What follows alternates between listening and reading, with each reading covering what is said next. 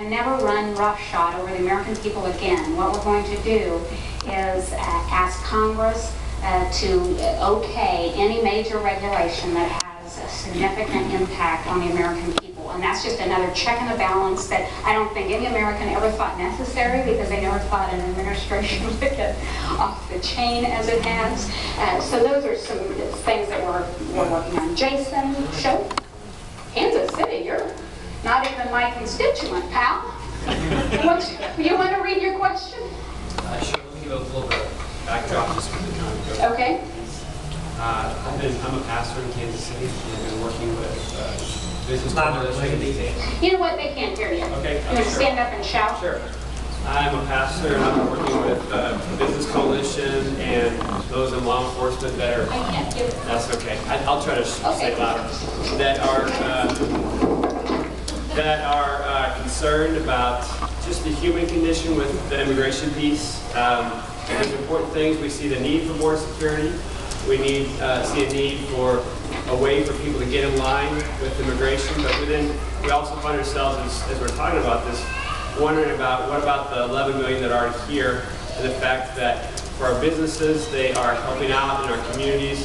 They're a big part, whether it's, if there's a crime that's going on, they can be witnesses that help each of us as neighbors. They're illegal. It's 14th Amendment. Okay, he's not running for Congress, or are you? And so, as what we see from time to time is there are deportations.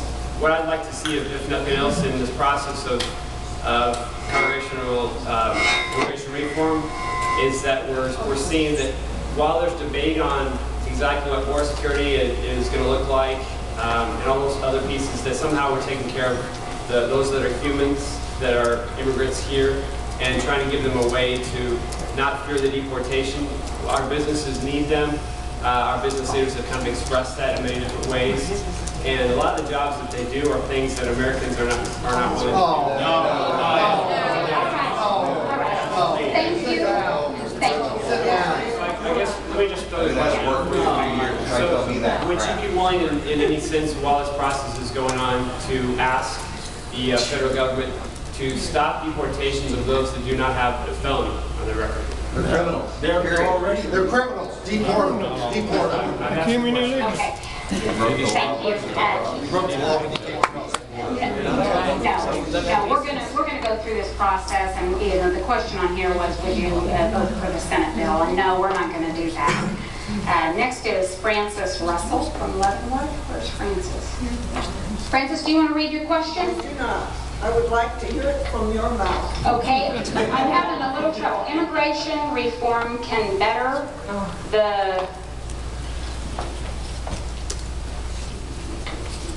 something 11 million people who are not now or can become citizens of the U.S. What is your stand on assisting these families who all attend our churches, schools, paying taxes and rent, contributing to the GNP, and deserving to become citizens? I think that's probably the same question there, and I'm for immigration if it's done legally, but for people that broke the law, I'm not for amnesty. So, yes.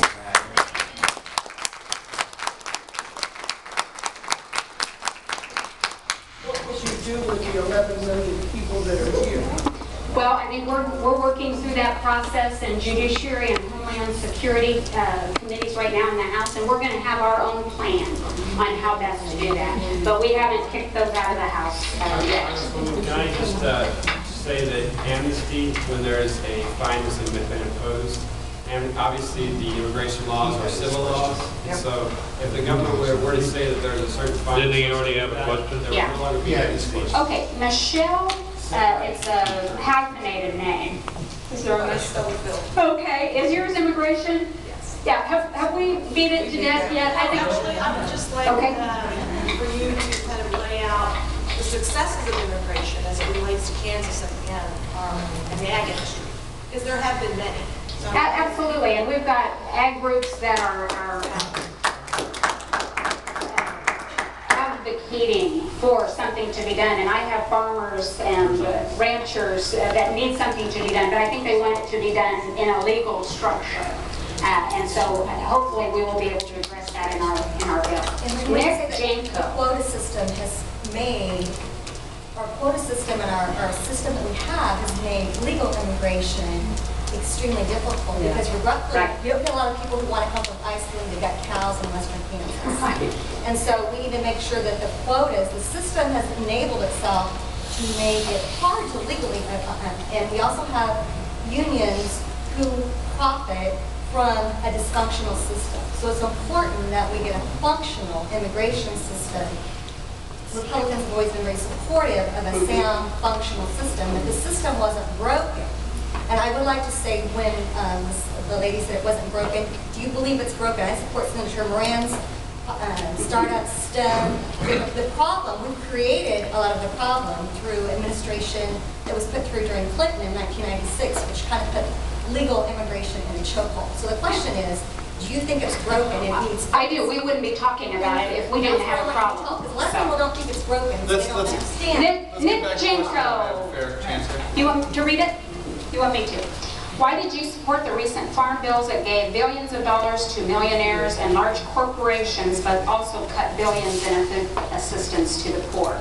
Well, the farm bill took out most of the things that gave money to millionaires. We had limits on that. That's why the farm bill needs to happen. We finally are getting some of the reforms that should have been in place all along. I don't support the status quo, which is what's going to happen if we do a Band-Aid approach, and we'll continue this to perpetuate this problem. And cutting billions in food assistance to the poor, that's just ridiculous. I'm sorry. What we support are reforms that are fair. I don't think it's too much to ask people to look for a job if they're going to get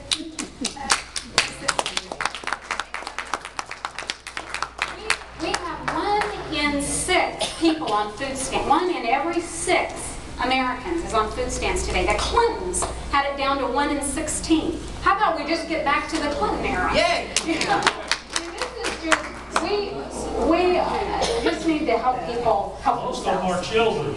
And Sabine Ross. That's me, my husband. Okay, do you want me to read it? Yes, please. Okay, how are you fixing our healthcare system, both for patients and physicians?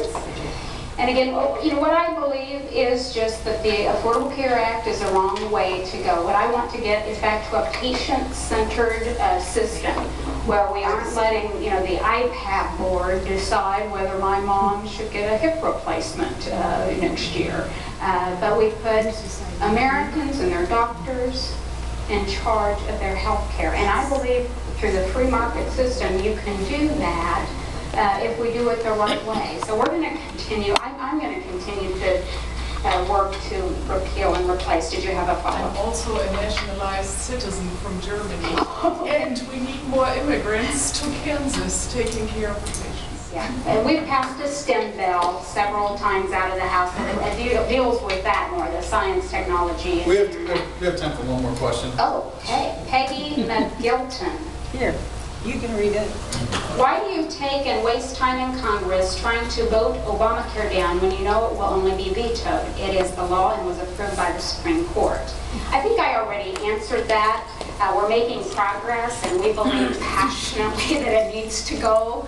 And But so you're wasting time when you could be passing other bills, job bills and other bills. Oh, okay. A vote on the floor of the House. We have 2-minute votes. We know it's not going to. So if anybody is going to worry about 2 minutes of my day casting a vote to eliminate part of this program, I think you've got other things to worry about. How many times have you voted it down?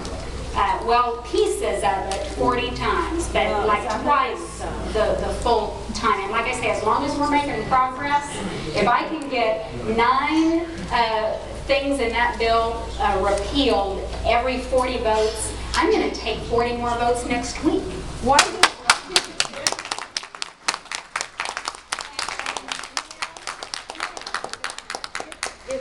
if the Republicans wanted these bills, why didn't they pass them in the Bush administration? If they wanted to help people with their health insurance, Why didn't they pass it? We found something we can agree on. That's why I ran for Congress. I was just as disgusted with the Republicans as I was with the Democrats. So we're going to work with what we have today and move forward. As far as why aren't we working on jobs bills, those of us in the House don't believe the federal government creates jobs. We need to get government out of the way. And so with that, we're going to come to a close because I promised I'd have you back to work within the hour. But if we didn't get your question, all you have to do is, if you'll come form a line and let Bill know your name, we'll get you your answer. Or if you need to cut back to work, if you'll call our office, 234-LYNN, 234-5966. Tell us you want your question addressed and we'll get you an answer. Thank you. Stay in touch with us. Like I said, we